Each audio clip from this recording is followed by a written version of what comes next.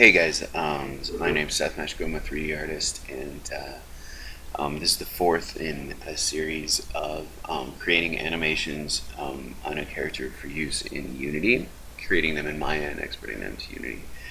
This is what we have so far. We've got this dude, he's in the scene, and he can walk from side to side and then return to his neutral position. Okay, so next thing that we're going to work on is running. Alright, so we're going to get Maya rolling here, and you know what I'll actually do, this is the old, let's bring this up. Okay, really the run cycle is not at all dissimilar from the walk cycle. So I'll definitely be speeding this up when I do this, so that I'm not boring you. Alright. If there's anything that I should slow it down and explain, I will. So first I'm just gonna, he's in his neutral pose right now, I'm just gonna delete that neutral pose, and then I'm just gonna start with fresh animation here. And let's get going. Okay, cool. So here we go. I've sped this up 300%, which seems like it might be a little fast, but it's not going to be boring. Okay, so what I'm working on here, you can see I'm at frame 0, and I'm working on the passing position. Okay, so as the leg sweeps through the midpoint of the body, that's the passing position. So we're just keying that out, just getting the pose dialed out here. So having the arms swing through, legs swing through. Arms are almost always opposite of legs, just so you know. That might be super intuitive to some people, but others they may have no idea what I'm talking about. But usually the body mechanics of any character are going to be such that the right arm is swinging when the left leg is swinging. Okay, and the one will be back. The right arm would be back as the left leg was forward. Okay, just FYI. Okay, so here we're blocking this out on frame 0 again. Again, you could go and check this out in more detail with the walk cycle. This is very similar to the walk cycle. Okay, it's got all the same time points. It's got the same philosophy of movement, which is largely why I've sped this up so fast, because I don't want it to be boring and tedious. I want it to just be like informative and just sort of show the general process of how this thing is structured, right? It's not important for you to see every little detail that I do and have every little bit explained to you. Just the broad strokes, I feel, is more than enough. Okay, so here is something that's really handy. I'm creating a quick select set of all of my controls. Okay, and that's awesome. It just kind of basically creates a group of all of something. It could be anything. It could be CVs. It could also be all of your controls.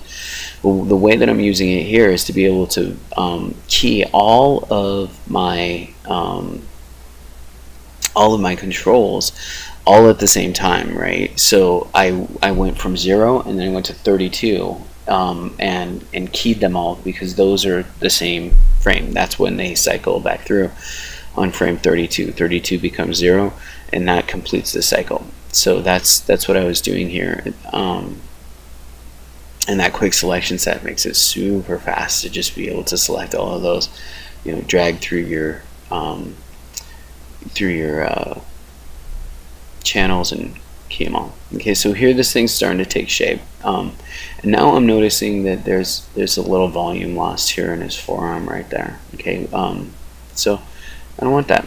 I'm going to go ahead and I'm going to paint the skin weights and fix that right now. And I've said this before, I'll say it again. This is during the animation phase, when I'm doing my walk cycles, this is when I am also taking care of a lot of rigging issues, because this is where I find a lot of rigging issues. So you'll see me do this throughout all of the stuff that I'm doing, to go ahead and take care of all those little things that I find. I'm not going to leave them unfixed. I'm going to go ahead and fix them as I see them, and that's just part of my flow. And I don't know, it works. It's not the neatest thing in the world, but I don't know, animation in general is not the neatest thing in the world. It's a pretty messy process. So here I am now working on the striking position, or the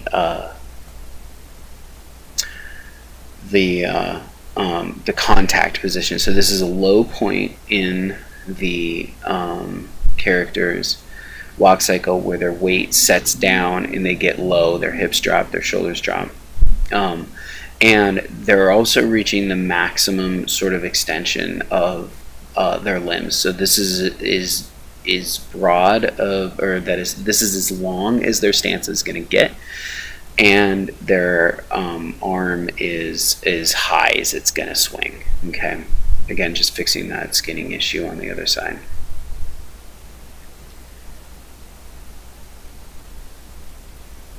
Okay, cool. So here I am. I'm just I've kind of got the basic timing of the walk cycle established. Right now I'm going to start working on the angle of like the torso and stuff. And I should call this out really quickly. I had the wrong striking position. I had it striking with the wrong foot forward there. You probably noticed. So it was going.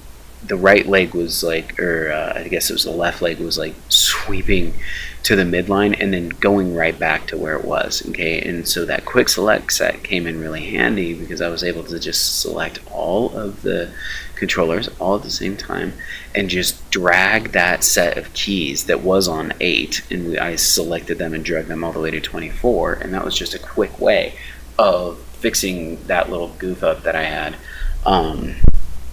With like really minimal work. I didn't have to like restructure the animation. I didn't have to rekey anything. Just had to drag all of those keys simultaneously down the timeline. Okay. All right. So he's going along. He's got a bit of a limp. That's okay. All things will be fixed eventually. At this point, I'm working on the height. So that big circular transform in the middle of his body, that controls all of the body transformations except for the root node, right? So that's hips and everything beneath it. The hip is the next highest level of the structure, right? So moving that thing moves the entire character. Moving that big circle moves the entire character. And so what I'm doing, that is the character control that I'm using to change the height of this guy, and it's also the control that I'll use to like reorient the character and stuff. So just giving you a heads up. Now here I am on the hips. We're like sorting out the hips, trying to like get the hips to kind of like groove, look like they are sort of like bouncing in the right way, such that there's like a little bit of an impact. And you can see at the bottom of that curve, that green curve was a really sharp upturn. Okay, so that means that it goes up really sharply. And just something as you're animating, as you're getting better and better at animating, it's almost like the curve ends up telling a better story than the character itself sometimes. You're kind of like, you can look at things and you're like, God, I don't even know exactly what's wrong. That certainly doesn't look right. You can kind of map out your curves and look, and the curves, you just sort of start to develop this kind of like feeling for the way that the curves should sort of look and behave, and if they're not sort of like elegantly formed, it's a good indication that like you just kind of screwed it up. And so you can kind of look at the curves and just figure out like kind of like, you know, what looks wrong, what looks wonky, and start to adjust the animation, not necessarily looking at the character, but more looking at it in this abstract of the curves. So it's very informative. At this point, I'm just kind of like, I'm just tweaking funky stuff that I'm seeing in the curves and in the character, and like to some degree, man, some of this is just like kind of experimentation, dude. It's just like kind of like getting a little feedback on the visual, and then playing it through and just kind of seeing like, you know, is that right? Does that feel right? If not, you kind of undo it and step back and change it up a little bit. And the more times that you do walk cycle or run cycle like this, the better you're going to get. But you're still going to have like situations like this, like I'm running into, where I'm just not sure what the torso is supposed to be doing exactly, like this twist in the torso as he's like walking through. Just like trying to cycle through it and see, you know, where it's striking, like how it should sort of groove, and just, you know, what it should look like. Excuse me. And more than once, I'm gonna delete these curves and just like kind of get rid of them entirely, and then, you know, remap them until I have something that, you know, I like, you know, and that's just, you know, it's just all part of the process. Looking for that feedback as you go through this, and just sort of like understanding how the curves relate to, you know, what's happening in the animation itself. You know, that's just like kind of the game you're playing here. So I wanted to take all of my keys all at the same time and establish my infinity curves. Okay, so the way that I did that was to select the character set, right? So you select the character set itself, which loads the entire character into the graph editor, and then you can just kind of select that, and then you drag through all of those curves, and you do the pre-infinity is you view pre-infinity and view post-infinity, and what that's going to allow you to do is see the projection of all of the curves out, so that you can see them in infinity. Now, every time you delete the curve, it deletes that information too. So you'll, like, for instance, this curve right here, it doesn't have the infinity information. But at some point I'll probably bring it back. And there it is. So I'm going pre-infinity and post-infinity and viewing those so that I can see the endpoints of the curve and make sure that they lead into, you know, the cycle. But then it's also to kind of project it out and see it on a long timeline, and kind of like look at the curve and see how it maps out long term. And if you see it kind of being like maybe jagged or having extra hitches in it and stuff, it's a good indication that, you know, you've got some doctoring to do.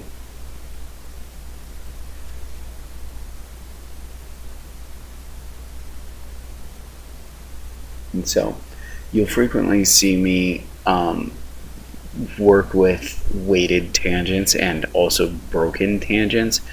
You know, it's just you get this little Bezier curve when you break the tangents and make them weighted, and then you can really play with that curve, how it, like, you know, arcs a lot better than just having like the standard handles. Standard handles can sometimes be faster, but you know, they're not quite as good of a solution.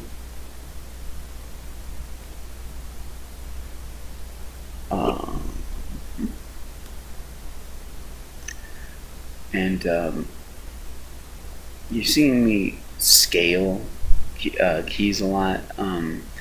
You know, I'll scale them about the midline of the curve to reduce or increase the like sort of eccentric quality of one of the objects. Scaling curves used to be problematic in the graph editor. It actually seems to be behaving quite well now.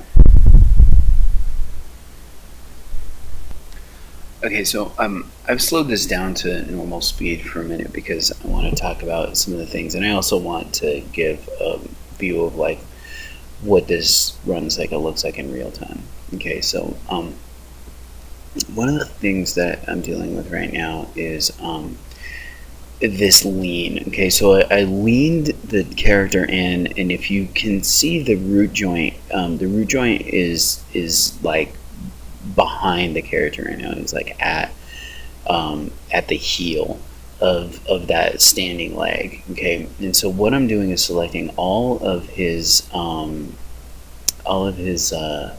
controls that are controlling for that lean, and I'm just dragging them all back. So the feet and the torso and the hips. I'm going to select the Z transform and translate on all of those. Drag through all of the curves, and I'm going to bring them back. I guess it's taken me a second to get them all selected. I'll get there though. I will. I'm just making sure that they're all selected. Okay, so I'm just going to drag through all of those curves, and I'm going to move them back. Okay, so in there we go. So now we've got that root joint is still centered like right underneath his hips. Okay, and that's what we want. And it's really not so crucial here. You wouldn't ever notice. It doesn't even matter, but it does matter in Unity. Okay, and the reason why is because you structure a lot of stuff for the character and their interaction with the world off of the root joint, and it's crucial that the root joint be maintained right underneath the hips. Man, there's some caveats to that, but for the most part, you want them to be right underneath the hips, so that you can just maintain this stuff that's acting on the character at that point at the midline of the character. Okay, so that was kind of it for that. I think at this point I could probably speed it back up again. I think I'll do that. Okay, cool. So I've sped this up again, and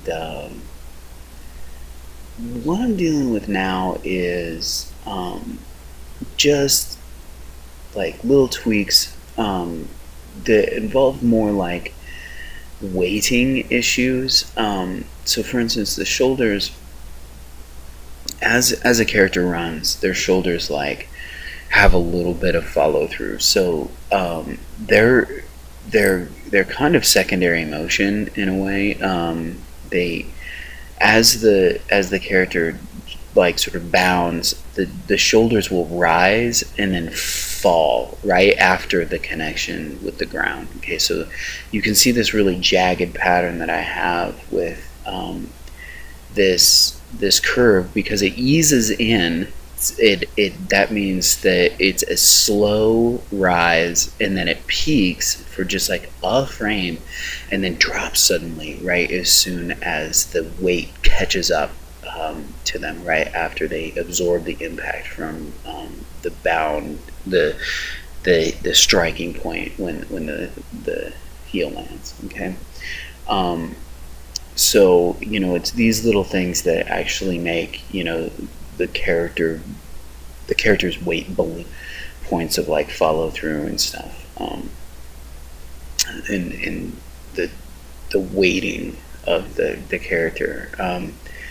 So that's what I'm kind of looking at. And now this is dealing with bilateral symmetry. All right, so this is a good illustration. When you have two things on opposite sides of the body, their curves should be like mirrors of each other, and so that's what I'm doing right now.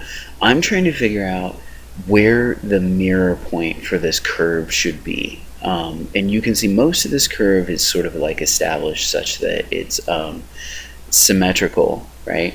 And I'm just trying to figure out where I'm going to put that that sort of symmetry in. Okay, so that one side should be the same as the other. It's just offset, happening at a different point in the timeline. The cycle will just be at a different point in that curve, but the curve itself is the same. If that makes sense, I hope it does. All right, cool, man. So, just kind of like looking at one shoulder right now to like see if I've got it established correctly, and it seems that I'm satisfied with it. As I am narrating this in retrospect, some of this is a little bit of a guesswork. I'm just assuming that I figured out what I was looking for.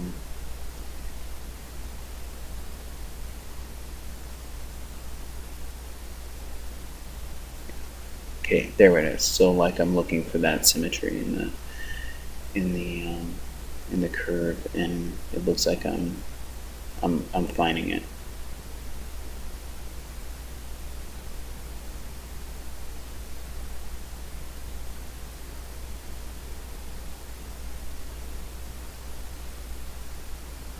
And just scaling it up or down to just kind of like take some of the exaggeration out.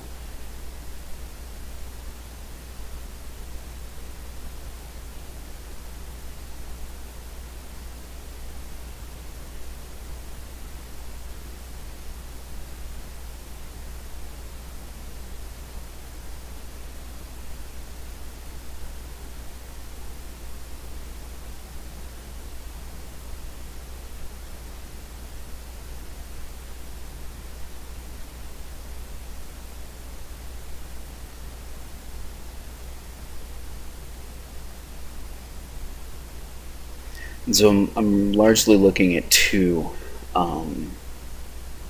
curves here. I'm looking at translate y, which is up and down, and translate z, which is forward and back, right? And clearly translate x doesn't apply here because like the shoulder is not going to draw into the body or get any further away from it, right? That's not the way a shoulder moves. So just dealing with these two points here, and just trying to find the weighting and the lead in and the follow through, right? So the shoulder, leads in to kind of help throw the body forward, but then it also is sort of absorbing the impact from its landing. And it's the devil is in the details on this stuff, man. This is where stuff gets really fiddly, and you just end up spending a lot of time kind of tweaking the stuff, and sometimes too much time, in my case, but gotta make it look good. It doesn't have to be perfect, and I keep trying to remind myself of that. It doesn't have to be perfect, but it has to be pretty damn good. Okay, and so you can see I'm backed out, and I'm looking at this thing along a longer timeline, and what I'm really looking more at is that continuation of this curve, not exactly the curve itself, but more the curve as it stretches off into space. And what I'm looking for is like an even sort of description between the shapes of the curves that are created as they overlap each other. I know that's getting really abstract, but like that is what is actually happening here, and it's a good technique for like understanding like that cycle and how the two curves relate to one another. And I'm just experimenting with these sort of different shapes that correspond to different movements, but trying to figure out how these should look and I'm getting closer and closer.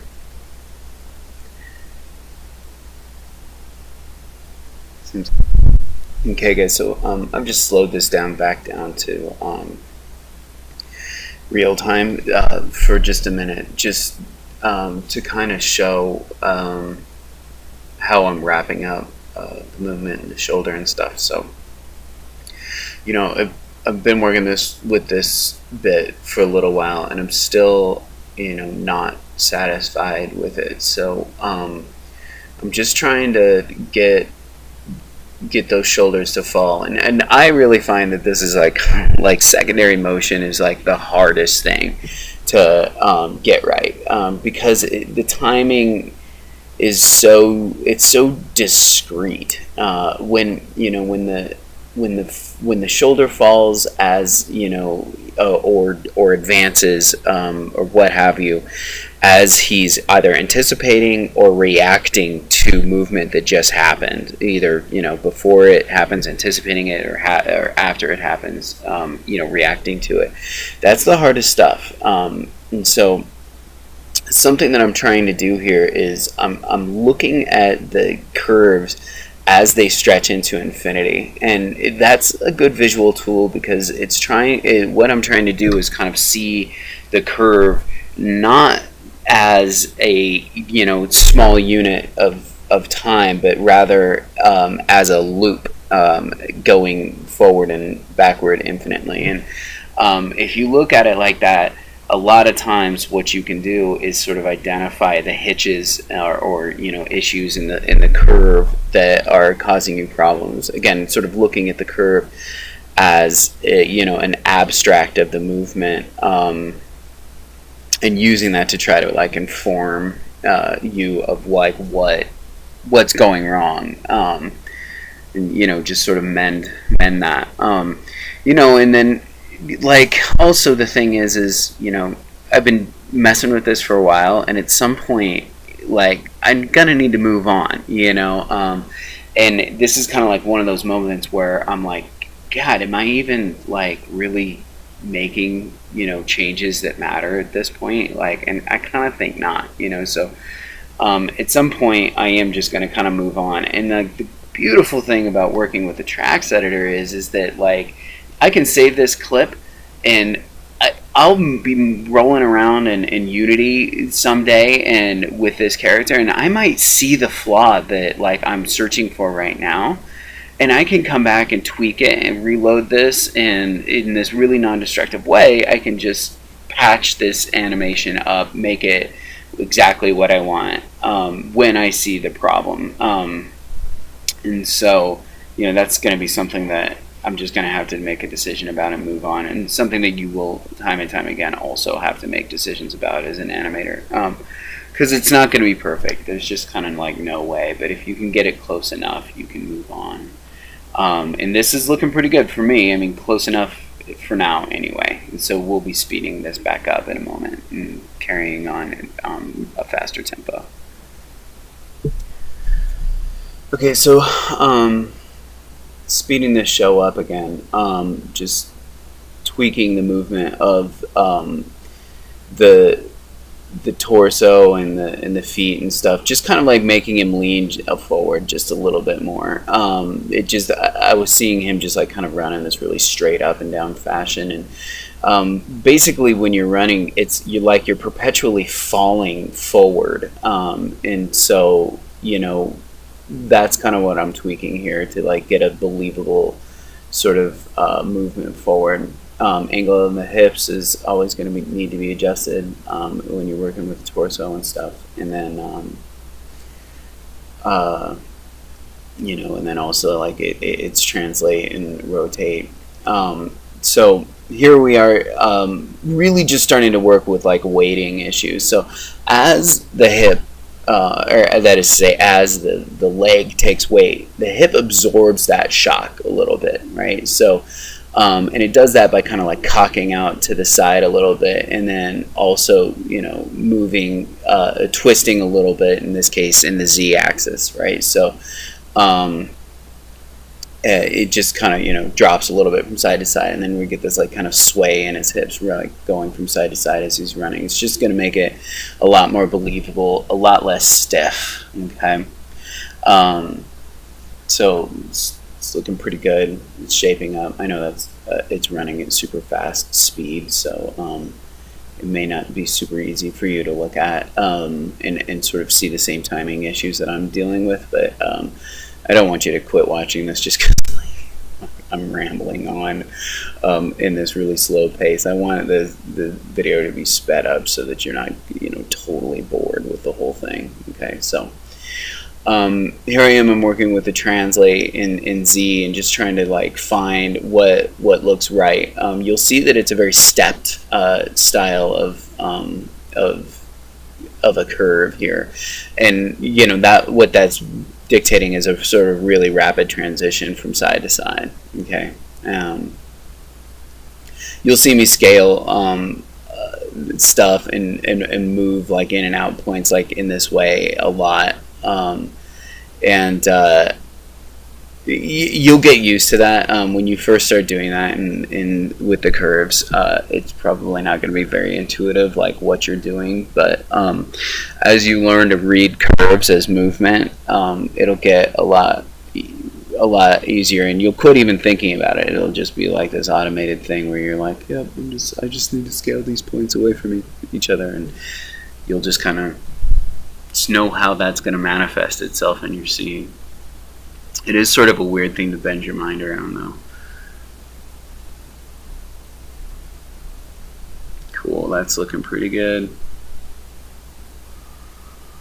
Okay, and so, like, in many ways, what I'm doing, you know, now at this point in the animation is I'm just cycling through the body, you know, just like trying to figure out like what are the things that I can use to break up this sort of static kind of movement that I had established by just doing like, you know, a real straight run cycle at first with just focusing on the pace of the feet. Now I'm distributing that motion around in the rest of the body, right?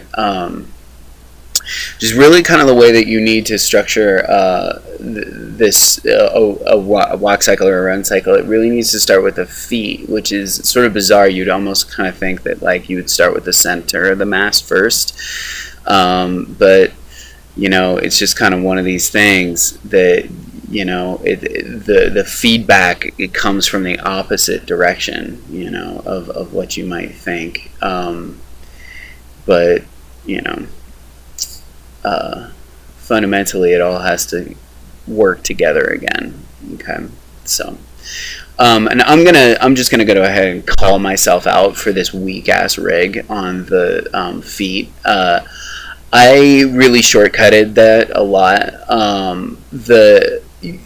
Usually a foot rig is like a reverse foot rig is a lot more complex, and it involves some work in the with a lot of connections and a lot, you know, some math and in the background, and then you kind of control everything with values in the as channels in the attribute editor rather than like actual physical things.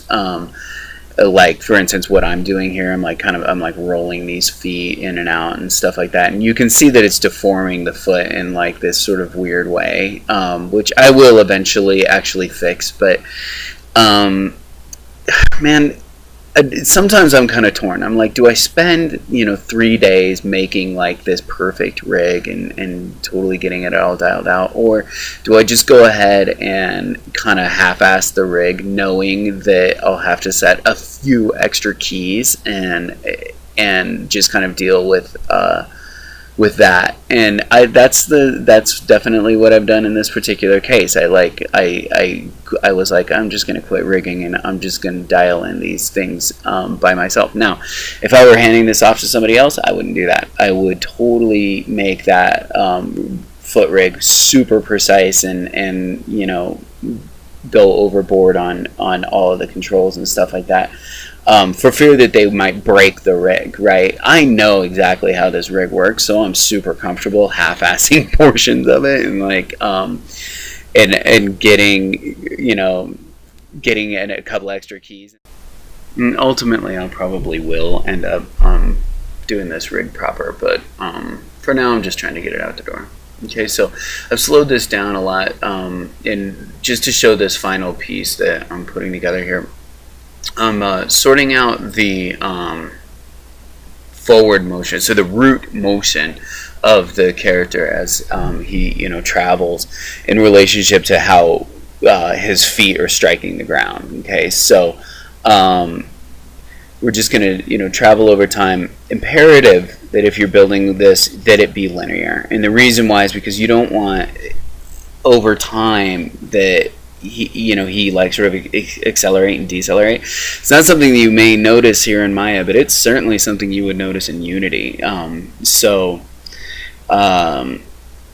You know, super crucial to make sure that that Z curve of the root motion is linear. Okay. Now, what I'm going to do really quickly here is I'm just going to change the texture of the floor that he's running on, so that I've got a tighter texture, so that I can just really more precisely see where his foot is landing in space. Excuse me, and make sure that the foot isn't sliding. So you can see that little bit of slide right there on that white panel there. And so I'm just going to make a little adjustment to this, you know, the curve here, so that it doesn't slide. And that's looking pretty good.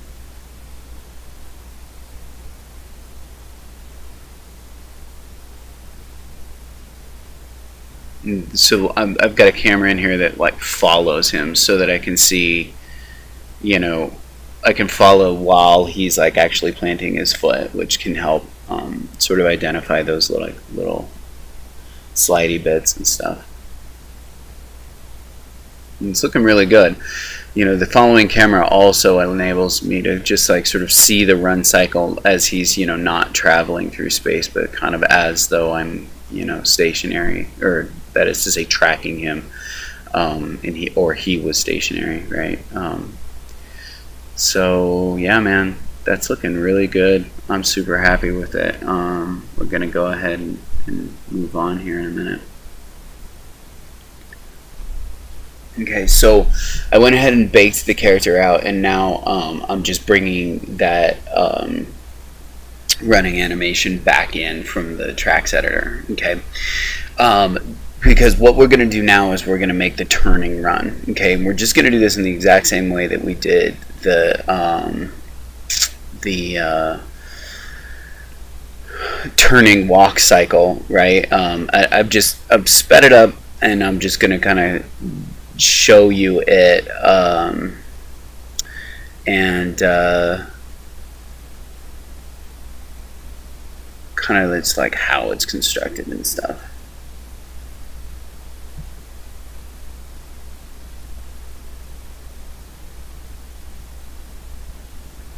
Okay, so we've got a null that is on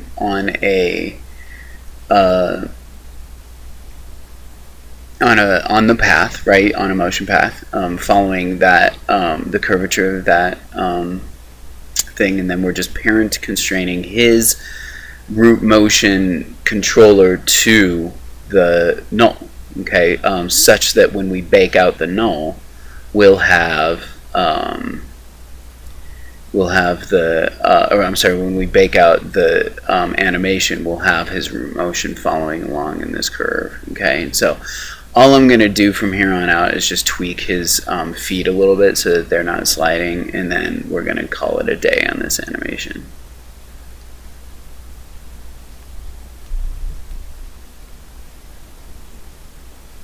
Okay, again, I'm using this like sort of technique of like having this locator out in a spot, and I'm just using it to like align his foot as his foot is like traveling through time. It's sliding, and I want to figure out where that slide is happening, right? And just kind of like get it back zeroed in, so that it seems as though it's planted. I mean, like the entire route is moving through space. So anytime, you know, the feet need to appear as though they're planted, even though they're not. There's probably, you know, I could probably sort out some methods for kind of having the foot planted and like keyframing on and off as it is sort of like in space, and having it being parented to like a separate object that's stationary, and then unparenting it and then moving it through and then baking that out. But I feel like that would be a big rigmarole. I'd rather just do this, like just tweaking the pivot points and stuff of the foot and just trying to make it look as though it's stationary. Ultimately, it would be pretty much the same thing. It would calculate it out in the same way. It's just I'm doing it one way visually, and the other way I would be doing it with sort of like these absolute you know, parenting constraints and stuff like that. So here's what I'm doing here. I'm just kind of figuring out where his foot needs to plant at the end of the animation, and obviously the end of the animation must match the beginning of the animation. Okay, so you'll see that I'm kind of rolling back between 24, which is where the foot is planted, and 32, which is where it needs to loop. Okay, so there's a little bit of sacrifice in sort of like the stride with this, but you kind of have to just like dial it out so that one and the next kind of meet happily somewhere in the middle. Okay, so I've slowed this down again just for this final little bit, just to kind of show what's happening with the movement of the feet over space. So I've got this, you know, camera that's parented into his rig, and I'm just gonna kind of like watch it and follow along and make sure that it looks like it's all going well. I'll frequently do this and like turn off the textures just to like make the visual information a little bit more simple. What I'm looking for here is just hitches, you know, just any sort of like weird stuff that's going on, and then I'm just taking, you know, the visual information down further and further, making it simpler and simpler to look at until you know, I've just got this going on. So every once in a while I'll like the camera movement as I'm moving it gets caught on the loop, and that messes it up, so I just have to stop it and reframe the character and zero out the transforms of the camera and just redo it. You'll know what I'm talking about if you ever do this. All right, man, that's looking pretty sweet. You know, reaching the end of this where to the point where I'm just going to bake it out and move on. Okay, so I've sped this back up again, and just kind of close it off.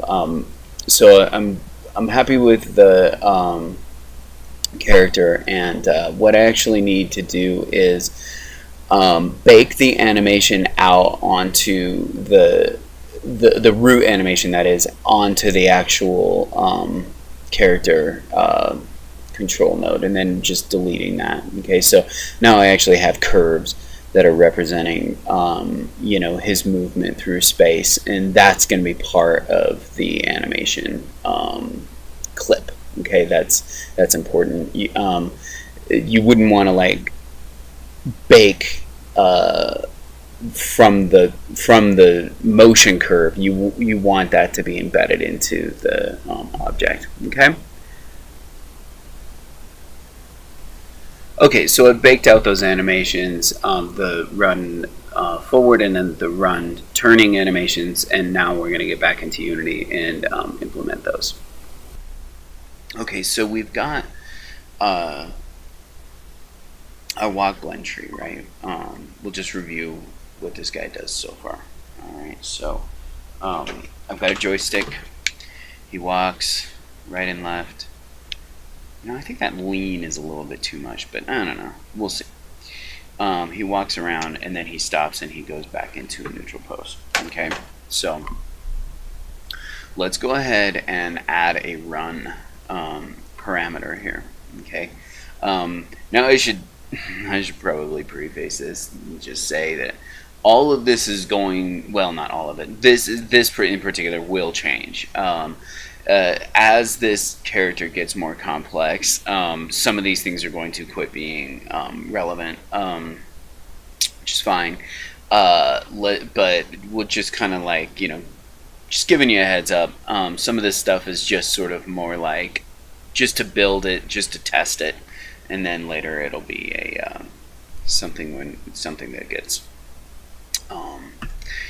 altered. Okay, so let's just put run in for now. Okay, now we're gonna need some code to trigger that run. Okay, do I have my editor open? I don't. Okay, so let's go ahead and open up our man controller script here. Oops, that's not what I'm trying to do. Expand that. Double click on that, and that should open up Visual Studio. I'm just going to pause it. Okay, cool. I'm going to speed this up a lot so that you're not just like watching me type and think through my code, which takes much longer than I'm sure you're prepared to watch. Okay, so I'm just going to start like kind of like commenting this stuff and just the direction, just talking about what that is. Again, all of this stuff probably changes later on as I not merely changed how they actually behave, but also changed like the wording to be more precise. Okay, so the direction is the right-left control for the character, and the speed is the forward character movement. And I put that little note in there, needs control for backward movement, because this character does not do backward movement. He just goes side to side or forward, whether you're all the way back on the stick or all the way forward. It doesn't really matter. Okay, all of that's going to change with some coding later. Okay, so right off at the top of the start function, I want run to be false. We just don't want him to be running as soon as he gets into the scene. It's just a good thing to do.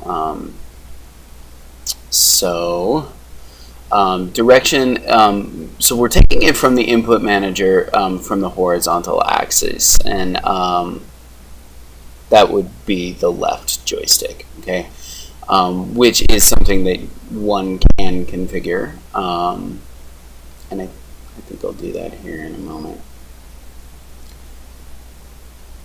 Okay, so just kind of going through, still commenting these things out, talking about what horizontal and vertical are.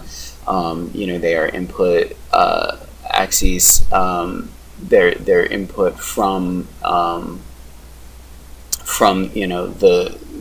the player of the game. That's like your kind of real world thing, and then what it's doing is then going to set the animator, right, direction or speed directly related to horizontal and vertical as they come in. Okay, now that is definitely going to change. This is just testing things. We're just making sure that things work without really getting too detailed about making it look good or making it behave well.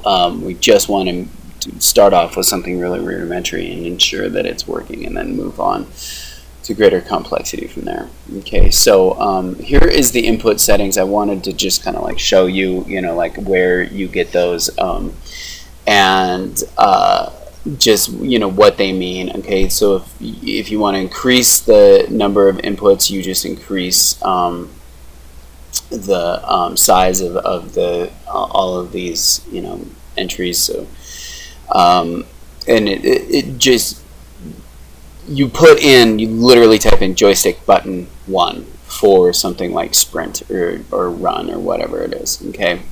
And then here is actually the joystick mapping, and that will give you the rundown on all of this as it relates to on the Windows side or the Mac side. I'm using Windows. Alright, so animator set bool run equal to run, right? Run is input dot get button down is what it should be. Oh wait, no, it should be just get button, so that if it's depressed, it's on, and if it's off, it's off. Okay, so am I doing that? Get button down. Yeah, I'm sorry. So get button down, so that as it's depressed, it is working, and then as it's released, it is not. Okay, so then I'm going to put that into a little if block here, and put that animator in there, setting run to true, not run, and then or it's false. Okay, if that is not happening, it's just going to be false. Okay, so now what we should have is the ability to enter into run. And something got screwed up. I'm not sure what it is. Let's figure it out. It is just get button.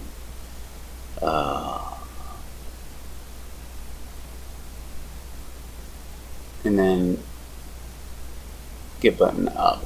Okay, to just make it fully expressed there. Okay, so we do have run actually working in the animator, but of course we have to plug it into an actual blend tree, right? Okay, cool. So we're going to build out this blend tree. So in that blend tree, we're actually going to name the blend tree itself, and I failed to change the parameter from speed to direction, but that's okay. Just adding some motion fields, and now I'm going to build out this animation. So we're going to set up the rig to be humanoid, and then apply that, and then set the animation up. And you know what? This is redundant information. I'm just going to go ahead and cut this out. Okay, cool. So I just cut out recreating those animations. That was all information that's already been done. You should know how to do that by now. So now I'm just going to drop the animations into the blend tree. Okay,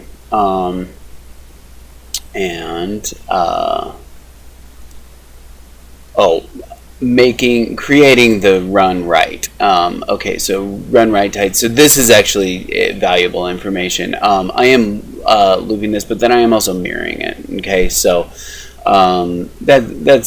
we need that, and then good. Then we're good to go. Okay, so now we have run left tight, run straight, and then run right tight, which I have failed to actually load in there properly. I will figure that out in just a moment, I am sure. Okay,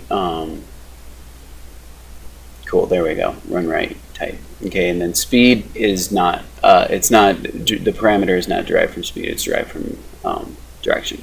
Okay, we do not want automate thresholds on, because as you can see, it starts at 0, goes to 0.5, and then goes to 0.1. Okay. But check this out. Okay, so in the animations, you saw how he was like kind of like running weird and lopsided there. The run right or the run turning. Whoops, I did not mean to open up that. What I meant to do was just rename this, okay? And then what I need to do here is restructure the animation so that there's an offset. Okay, so the offset is going to be 0.5. So this goes from 0 to 1 across the entire timeline. Okay, and 0.5 is halfway between the timeline. Okay, so now that offset has created a situation where now he will no longer run in that weird, like, sort of lopsided way, because the animation will pick up in the right place, in the right step. And you can see that as I'm scrubbing across the directional input there.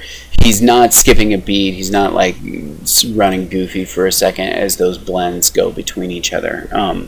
You will find that whenever you've mirrored animation, you will need to create an offset as well. Okay, so we're going to go ahead and make these transitions from the walk cycle into the run cycle. Okay, we do not want has exit time, because we want it to exit immediately. Okay, and since they're built off of the same sort of philosophy, there shouldn't be any goofy skipping or anything as they transition between. Alright, okay, so and then we'll want it to transition back into neutral should there be no input. Okay, so if speed is less than 0.01, speed is greater than negative 0.01, right? Creating this little bracket. And direction is less than 0.01, and speed is, direction is greater than negative 0.01. So we've got this little bracket in there that's like dead space, and all of those, since they're on the same transition, are and statements, not or statements. Important to note. Okay. Alrighty. So if run is true, we're gonna, or I'm sorry, this is false. If run is false, we're gonna walk back, get back into there. But if there's any input, we want it to go into walk. Alright, so that should be it. So we've got a run, and then he should exit from the run and go back into the walk, or go back into neutral. And it looks like we've got all of that stuff jiving. Alright, cool. And I think this is it. I think this is where I end this video, and then we'll pick it up with the 5th installment, and that will be jumping. Oh, that's the fun stuff. Okay, thank you.